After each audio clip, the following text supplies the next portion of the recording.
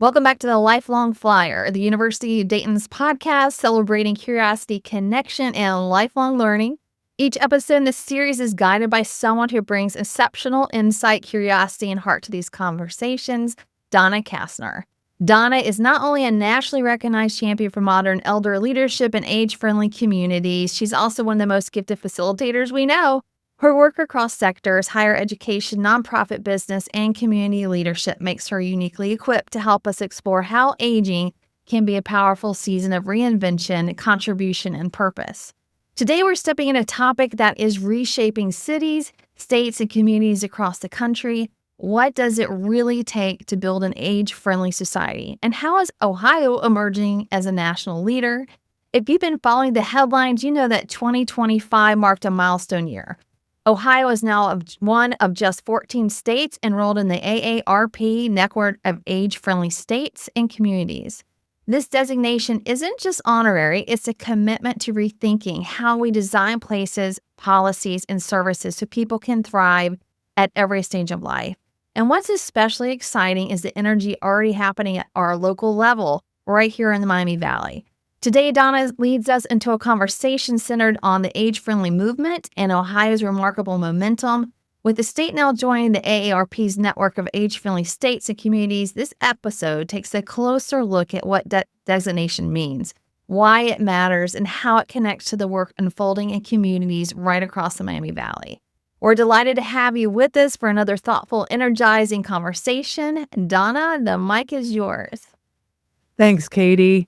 I am excited about today's program because we're going to take a closer look at a framework that's helping us innovate and be able to adjust, recalibrate for this large population that's marching through the age 60 plus population. We're going to be taking a closer look at the AARP network of age-friendly states and communities. The program was established in 2012. 1,000 cities nationwide now, cities, counties, even states. And what's really fascinating is this is a framework that helps kind of serve as a springboard for conversations at the local level. So we can assess and determine where the needs are, determine how to catch those needs. And what I'm very excited for today's program is to have Jennifer Carlson, who is the executive director for AARP Ohio, join us. Welcome, Jennifer. Thank you, Donna. I'm so pleased to be here with you today. And help us, maybe you could do a little bit of the career journey you've had leading into this role. It's been a journey. This year marks my 35th year of full-time employment, and I've worked for governors, lieutenant governor, chief of staff, worked for state attorney general, worked for members of Congress, worked for the Senate president, worked for members within the General Assembly. And so I've had the luxury of learning complex issues throughout my career journey. And then I also worked for a large academic medical institution where I managed government affairs and health policy. So putting all that together allowed me to understand the complexities of budget, insurance. I was an executive on loan when I was at Ohio State, where I was detailed out to the Ohio Business Roundtable, and we did the first review of the state Medicaid program, where there were siloed information and investments. And so that was the first recommendation to kind of bring everything under one umbrella for better insurance, public policy, more predictability in that system, as an example. And then after retiring at Ohio State, I went back and worked for our existing governor to help redesign aging, and retired from there and took this wonderful job here at AARP. And I truly believe that my history in doing everything at all layers of government and private industry, I've been able to hit the ground running at AARP because the issues that are important to the organization, we're the largest nonprofit, nonpartisan organization representing the interests of the 50 plus to allow for them to age in place. It's I've been able to take all my experiences and really help reshape and redefine what AARP Ohio is doing across the state. And I'm just pleased and very happy to share with you everything we're working on today. And how wonderful for Ohio to have you as our champion in this, because there's so many different organizations and individuals that are contributing or involved in these conversations. And it does take multiple people, multiple initiatives, and the program that's put together by AARP just seems like a very nimble framework for discovery at the local level. Can you tell us a little bit more about the AARP network of age-friendly states and communities, the what, the why, the how, et cetera? Sure, I'd love to. And so when you think about, the majority of everyone wants to make sure that they age in place, and that's allowing them to choose how they age and where they age. And so enrolling in the AARP Age Friendly Network, and that began back in 2008. And the first early adopter was Cleveland, and that was the first designation. And it's about creating vibrant environments that support aging in place, improving infrastructure and services, anything from transportation to housing to healthcare and social inclusion. And it's about empowering local leaders and residents to shape communities to support older adults. And so when I first entered into this position, I worked directly with the administration. I just stepped out of the administration, worked directly with the governor and the director of aging, and then cabinet agency officials beyond that, because the age-friendly network really it goes beyond just about aging. It's about longevity. It's representing interests from regardless of whether you're 8 or 88. And so sat down with them and explained to them about the 8 domains, what the designation means, how it puts more predictability. It basically, allows for us as an age-friendly state to do things beyond aging. It's about economic strength. It's about healthier economies of scale. And so explaining that to the governor and explaining that if you take the length of everything that you do, and knowing that we have an aging population in the state of Ohio, an aging workforce, it puts more strength in our communities. And so the designation reflects Ohio's commitment to create inclusivity, accessibility, supportive environments where Ohioans can thrive. And so backing it up, the designation calls for the chief elected official at a locality to file the designation with AARP. And so that's what we work with the governor on. He did make the filing back in September. And so mid-September, I stood proudly with the director of aging, as well as the governor, where we announced that Ohio leadership is really stepping into this new movement where the governor is 100% behind people living longer, healthier lives, creating economies of scales. And so now we're working with the administration along with the other designated entities, and there's about 42 designated entities across the state. And that's where township trustees, mayors, county commissioners, the chief elected officials can stand up and say, hey, we're going to bring these conversations together. We're going to look at the total, what the designation means, have these conversations with communities to make sure that we leverage these milestone movements. And I'm just thrilled to be able to, have this statewide designation, because what that means for the state of Ohio is more technology, more advisement that we can take advantage of, because AARP, it is a highly resourced organization.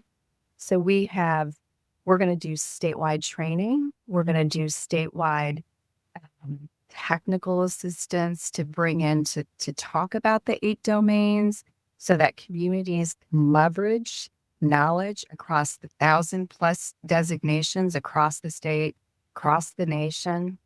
And then we're also doubling down on our community challenge grants to allow for those locations that have the designation that are working directly with AARP to take advantage of community challenge grants. This is wonderful. And I should say that so direct involvement for me with this program specific to Ohio happened 5 years ago, and it was the Dayton Foundation. And the more I looked at this and the 8 domains of livability, I want to take a closer look there because every community, the 8 domains impact, transportation, healthcare, housing, work and volunteerism, communication. There's all these different elements that impact us as we age. And I think different communities might be excelling in some, need to shore up a few others. And I think it provides a nice framework for assessment of needs and opportunities.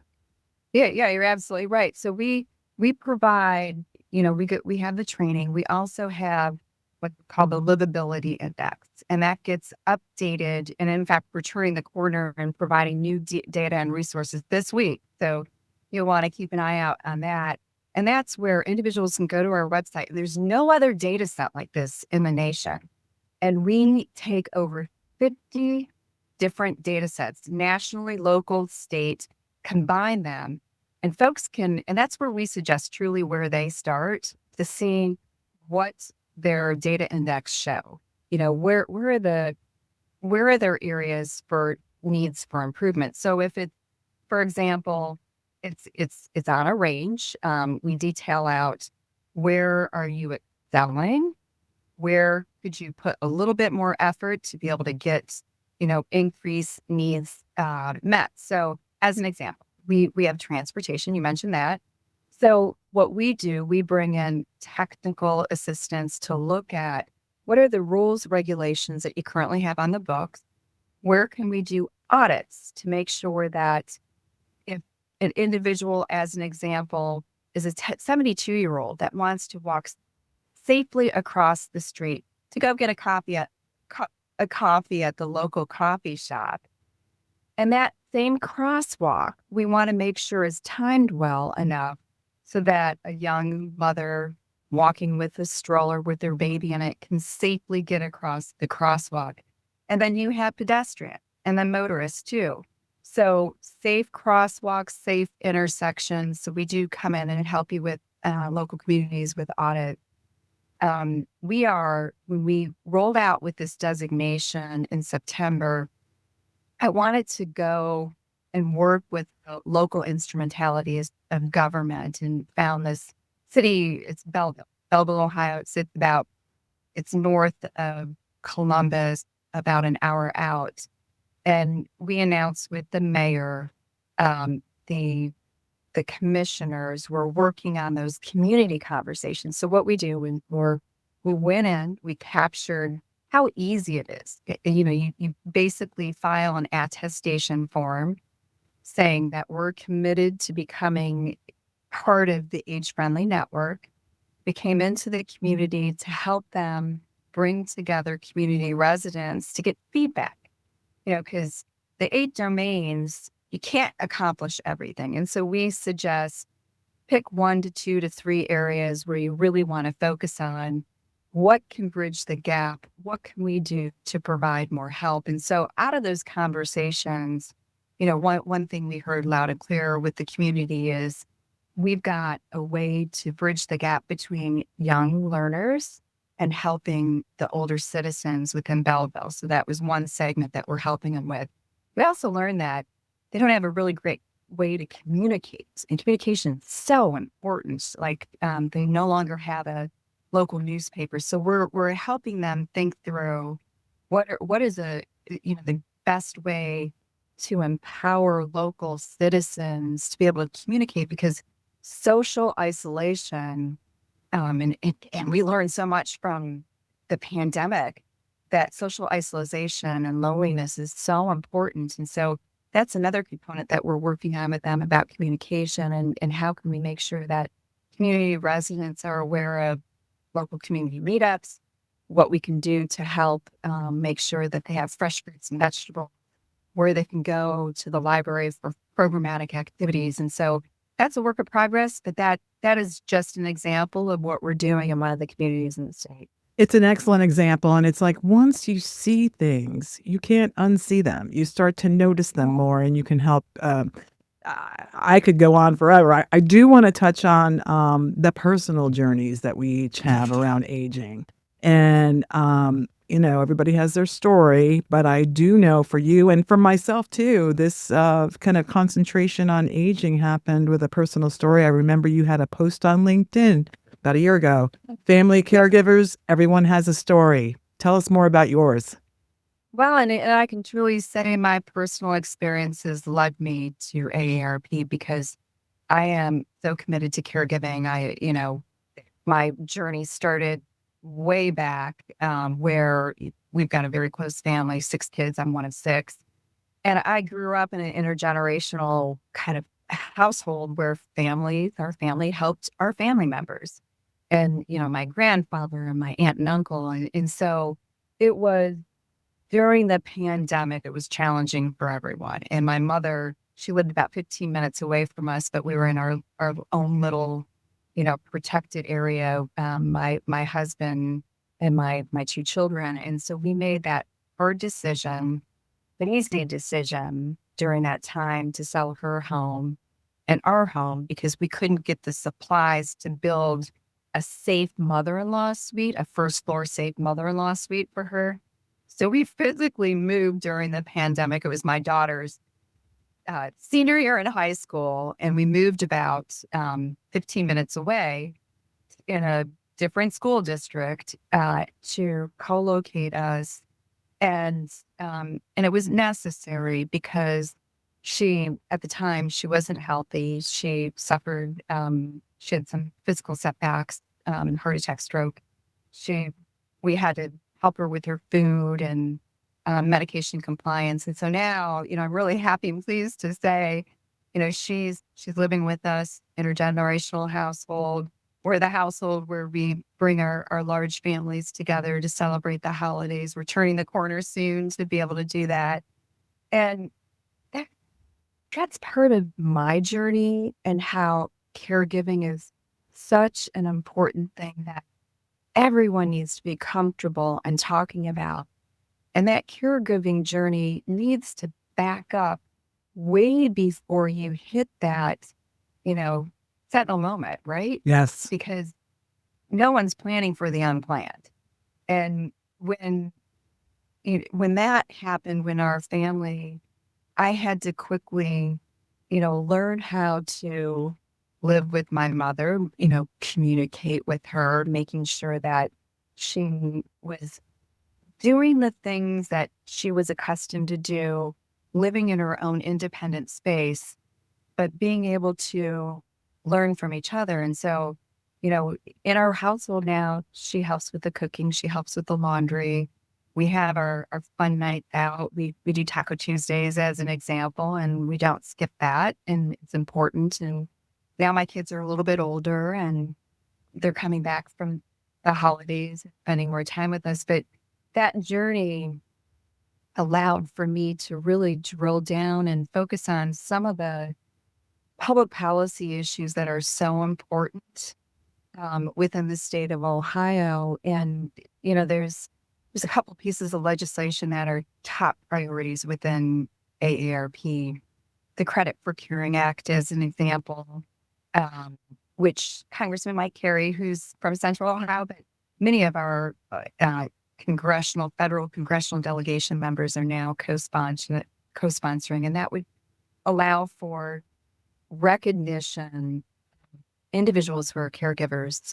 It would call for a non-refundable tax credit because in Ohio, we're providing $21 billion of care to loved ones. Wow. And so it's a recognition. It's a recognition that there's a lot of pocket expenses. I love that you're not just studying it though. You're living this Living day to day, and that makes you an even more important. Like you just are seeing what's playing out. And I do think about the activity in your backyard in Columbus.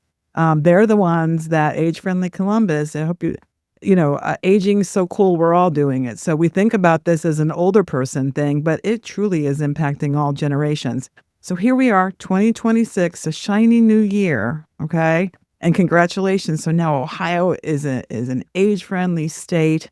What's next for us in Yeah. 2026?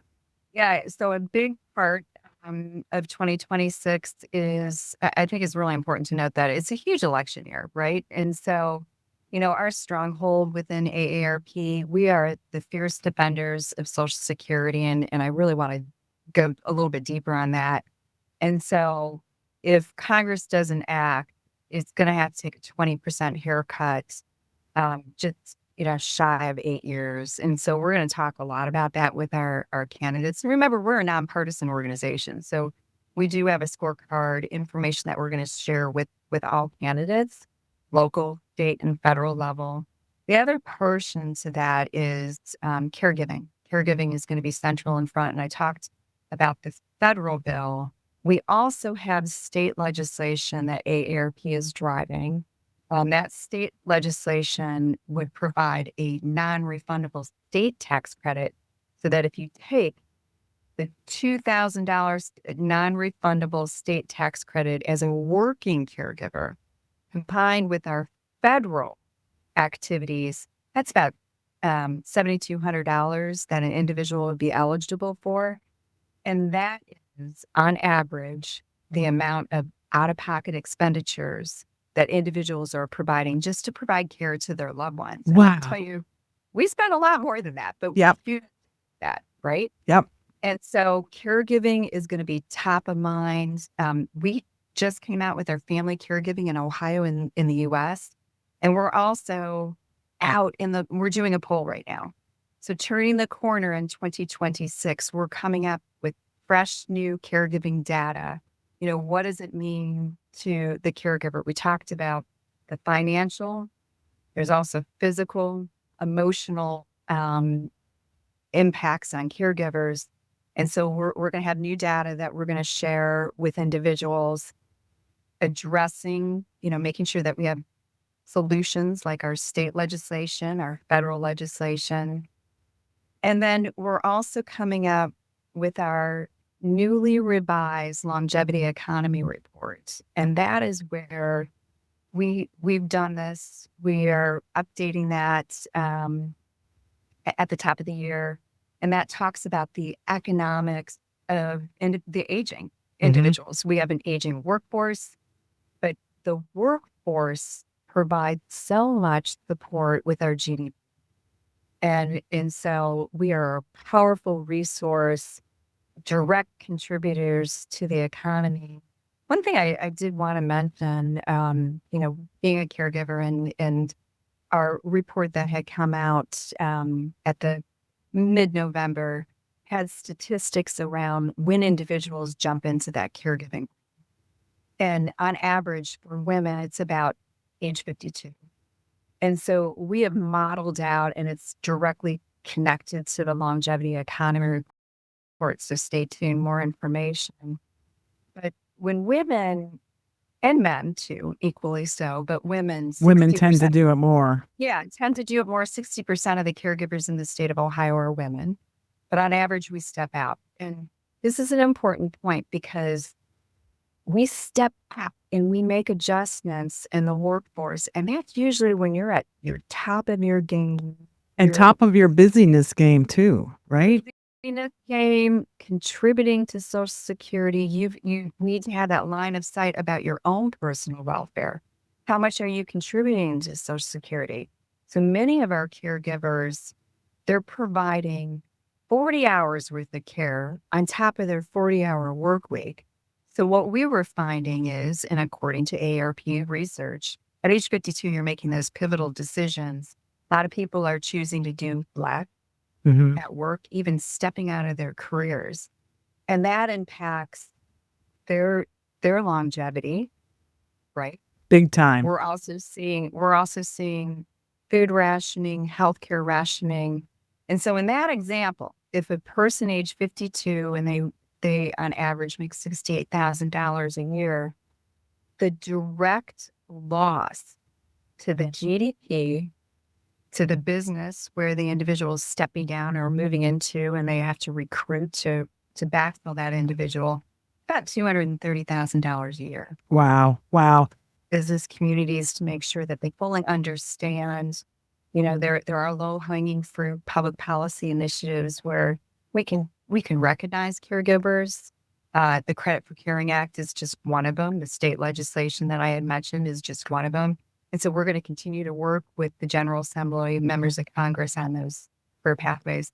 A lot about this is raising awareness. Raising awareness and some of the data you're collecting. I mean, you said age 52, I was 47, and it was a total fire drill that we were not so elegant in handling. And suddenly we're trying to figure things out from my dad. So we applaud the work that you're doing. Jennifer, I have to get you back sometime for a follow-up conversation in 26 because I love what's happening and where we're heading. If folks want to learn more, what should they do? Go to aarp.org/Ohio. I mean, we've got chock full of information. We've got caregiving toolkits. We've got information on what it means to be AARP Age-Friendly Network, how you can join. We've got training tabs. Look for, we're going to have quarterly webinars to introduce folks into the community. We also have technology assistance, statewide training. And then we have community grants that are going to be announced at the top of the year. And then everything that I talked about, like the longevity economy and our caregiving report that's coming out, it's going to be really important. So I look forward to connecting back in with you, Donna, and sharing information about everything we're doing at AARP. Wonderful. Thank you so much, Jennifer, for making time for today's conversation. There'll be another for sure. And as for our audience, stick around because we're in just a moment. We're going to zero in on the local scene here in Southwest Ohio and look at the many wonderful things happening within the AARP network of communities. Stay tuned. Join us at the 2026 installment of the Chapman Symposium, sponsored by the Office of Special Programs and Continuing Education at the University of Dayton. Our theme this year is Reframing Aging. Joining us as keynote speakers are Richard Eisenberg and Jennifer Carlson. Richard Eisenberg is an award-winning unretired journalist and podcaster specializing in aging, work, and personal finance. Jennifer Carlson is the State Director of AARP Ohio, where she leads initiatives to empower people aged 50 and older through advocacy, community outreach, and member engagement. We also have several impactful breakout sessions to choose from. These range from finance planning for retirement to designing a life, not just leaving a job, and staying safe in a digital world, and many more. You can find out more and register by visiting continuingeducation.udayton.edu. Welcome back. It's Donna Kastner again, and we are now going to take a closer look at what's happening locally and specifically in the Southwest Ohio, Greater Dayton region. Joining us now is Arnie Biondo, Encore Fellow with the Dayton Foundation. Arnie is retired from a 46-year career in public parks primarily. He's got a Master of Arts from, I think it was DePaul, and a 32-year Rotarian. So Arnie is the fellow that is moving this program forward, up a role that was originated by Lee Semplis, and I took a few laps myself as well. So I'm really looking forward to seeing what's going on.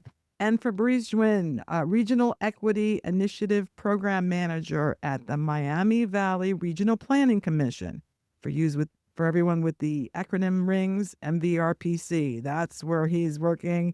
And Fabrice, I loved what I saw in what you sent over. You bring a public health background to the regional planning work. So we'll dig into that in a moment. But Arnie, let's start with you because it's all about tallies and counts on how many communities. And it started, 2019, Yellow Springs was the first age-friendly community. When I bowed out, I think we were about a dozen. Tell me what's the tally going on now for the Miami Valley Age-Friendly Network? Sure. Thank you, Donna. Donna, you mentioned that Lee Semplis and you, Donna, worked at this. Would you say you took a few laps? And really, the two of you set a great foundation. And I was lucky enough to stand on that foundation, if you will. And you're right. I think when Lee stepped away, there were maybe 9 communities. You had maybe grown this to 12 or 13, and then when I walked in the door shortly after, there was 15, and now we're up to 18 different communities, and these are communities that fall within the boundaries of MVRPC, and it's a 5-county region. So here's the interesting thing about it. We have 18 age-friendly communities now here in the Miami Valley region. There are 38 total in the state of Ohio, and 18 of them are right here in our backyard. And I really can't take much credit for it. The impetus is, as Donna, came from a donor who created the Del Mar Healthcare Fund. And through the Dayton Foundation and that fund, we have been able to help communities get started with a small amount of seed money in the form of grants, where they can get started with their AARP process to become age friendly. And you're right. So there's a lot of different forces at work, good forces at work to try to lift this program further. And I agree, the Dayton Foundation is one element of it. And Fabrice, your organization, which I had no idea, now I know lots more, but MVRPC, it's the partnership. It's like together we're better. So tell us more about your organization and how that factors into this age-friendly initiative.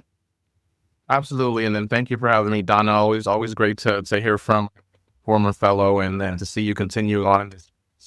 The Miami Valley Regional Planning Commission, over here, we've served the planning needs of this multi-county area that Arnie was talking about around Dayton since 1964. That's over 60 years at this point, from major roadways that we drive on or the quality of air that we breathe and water that we drink, to keeping local communities safe from natural disasters, and even our status as boasting the nation's largest connected paved trail. MVRPC is directly involved in the advancement and the direction of the Miami Valley area and its members. As an agency, we also have the privilege of housing the Miami Valley Age Friendly Network in direct partnership with the Dayton Foundation and also through the Del Mar Healthcare Fund. While this work starts with Arnie and has historically been coordinated by a Del Mar Encore fellow, it represents one side of what we at MVRPC call the Institute for Livable and Equitable Communities. If I could put it this way, Donna, in the context of age friendliness, the state of health and well-being of older adults in any community across society is not just an expression of present day circumstances, so how we make space for the older members of our community today, but it is also, I think, the health and well-being of our older adults is also as much a reflection of how well we've been doing in all other stages of aging and development, whether that be early childhood, adolescence, and early and middle age. So in other words, and as an example, the quality of education this person received as a teenager, or the poverty they weren't able to escape after high school, or the health coverage that person didn't have for decades, is very likely to contribute to their future struggles and what aging looks like for them uniquely. So while Arnie is working on the network and leveraging the AARP framework to focus on current opportunities to facilitate a more age-friendly region, the other side of that institute also collaborates with regional stakeholders to try and impact aging at all levels of the cycle, with a vision of fostering a regional community where a 10-year-old, a 50-year-old, and a 90-year-old can all exist and thrive together in their own respective ways right here in the Miami Valley. And again, I have to kind of pass the mic right back over to Arnie because he is the star of the show when it comes to this expansion that we've seen this year. So that's the background of the agency, but the magic comes from you as Del Mar Encore Fellows. And it's all these different elements coming together. Arnie, back to you.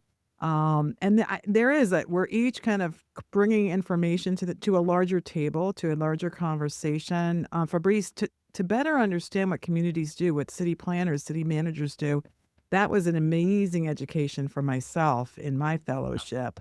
Coming back to you, Arnie, so there's some unleashing of some seed money to move these initiatives forward, because it's one thing to look at the problem, talk about the problem, but let's actually do some things.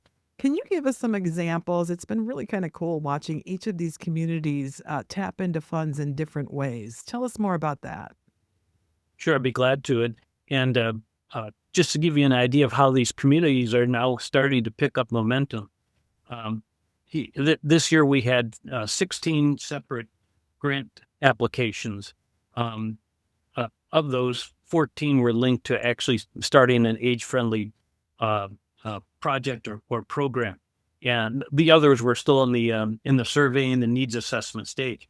But there's a whole variety of things. What we've seen this year includes a park improvement, uh, a people mover, which I would say like is a golf cart limo.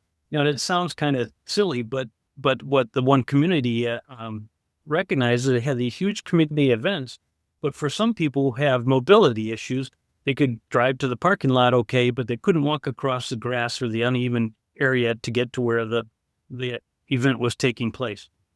So that sort of thing. Improvements to a bus stop shelter across from an apartment that's inhabited by mostly people over 55. Website upgrades to make information more readily available and more readable and understandable for people who are over 60, 65. Another one I really liked, a lunch and learn program.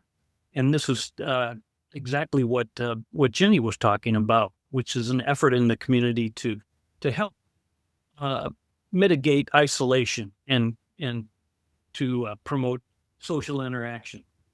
And I'll wrap it up with back to Yellow Springs, the first one, and one of the undertakings they have this year is a downtown shuttle, a circulator, if you will. So when people get downtown, they can get around town on this shuttle vehicle. And the Dayton Foundation has been able to play a hand with a small grant for each of these things. And I love it's that grassroots effort. It's furthering the conversations, even just bringing people together to share and collaborate. Because one community might be solving something, and the other community can benefit from their discoveries, right?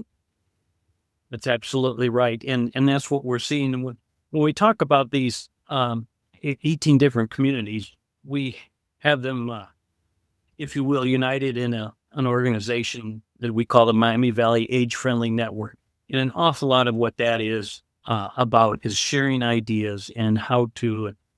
We have quarterly meetings, and I love it when the different members start talking to each other. I can just sit back because somebody's saying, "Well, tell me more about how you did that bus stop shelter," and it goes from there. I think that's really the great power in the network. Wonderful. So here we are, 2026, a brand new year. I asked Jennifer this question. I'm going to ask both of you. What's next for the Miami Valley Age Friendly Network? What is the path ahead going to look like? I guess Arnie wants me to start off, but number one, just continue to find ways as an agency to support our Delmar Uncle Fellow in Arnie.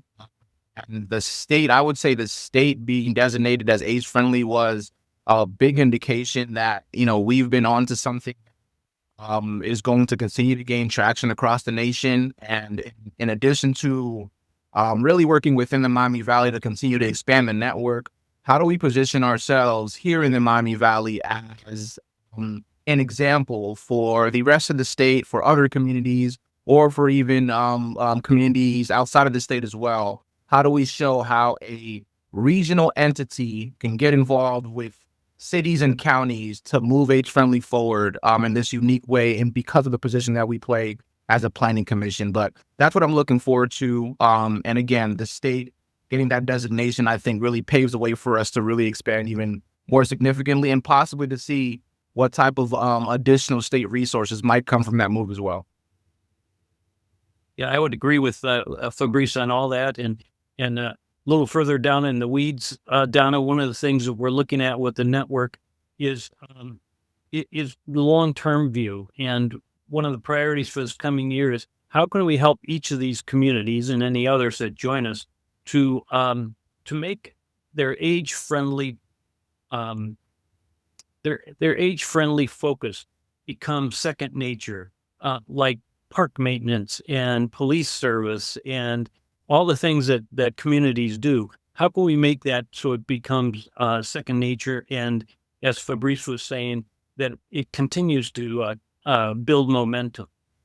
It's one thing to do a couple of these projects, like I mentioned, but at some point we want, if you will, the children to leave home, not leave the network, but to be off and running on their own and really annually making improvements to their communities in a variety of different ways. And how do they do that so it's sustainable for the long term? Wonderful.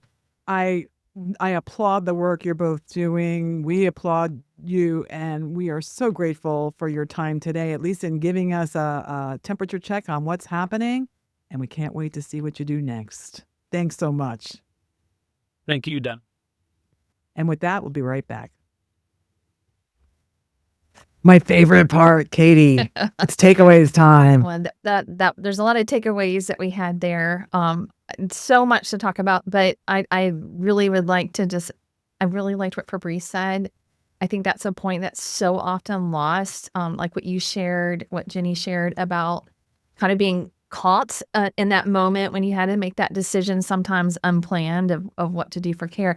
I like that emphasis that Miami Valley Regional Planning is having on the full age span and prepping people, because I mean, socioeconomic status is a huge factor too in what happens in end of life, and that not everyone can age at home, not everyone can afford to go to a place. So I think it is so important when he's emphasizing that we really need to look at each stage of life and think of how are we making life better for them, and how are we preparing people for the later stage in life that sometimes we don't want to think about. We don't. Sometimes we're in denial. Yeah. And I think that what's really cool about today's episode is AARP is a champion for information and learning around this, specific to the state, and knowing what other entities are doing. I mean, half the time it's just like, I didn't know that was out there. Who do I call? Exactly. Getting the information. I'm so glad we're doing this, because this information needs to get out there. I think a lot of people are finding them in a situation where they have to make decisions and don't have the information, and it obviously is there. AARP is doing so much work to get education out there, and I just want to know, how can we help people more to get that and consume that? It's really, really necessary, and it's so great to hear that there's that support there, and we're in a great place here in Ohio to have age-friendly, state that is really emphasizing that. And it's phenomenal to hear about the growth of all the communities that are really focusing on that. So important, so well needed. Yay, Ohio. Yeah, way to go, Ohio. Well, going a step further on the enlightening the community, our next episode of this 4-part series, the theme is higher ed as a longevity catalyst. And Dr. Katie Reynolds, you'll be in the guest seat. I will be. I'll be glad to share. Along with Cassie Barlow from Sochi. So we're going to look, higher ed is involved. So once again, it's going to enlighten you as to what's already happening, and going a step further, what new things might be coming. So stay tuned for that. Thank you for joining us for this installment of the Lifelong Flyer podcast. Visit us at continuingeducation.udayton.edu to find out more about continuing education opportunities at the University of Dayton.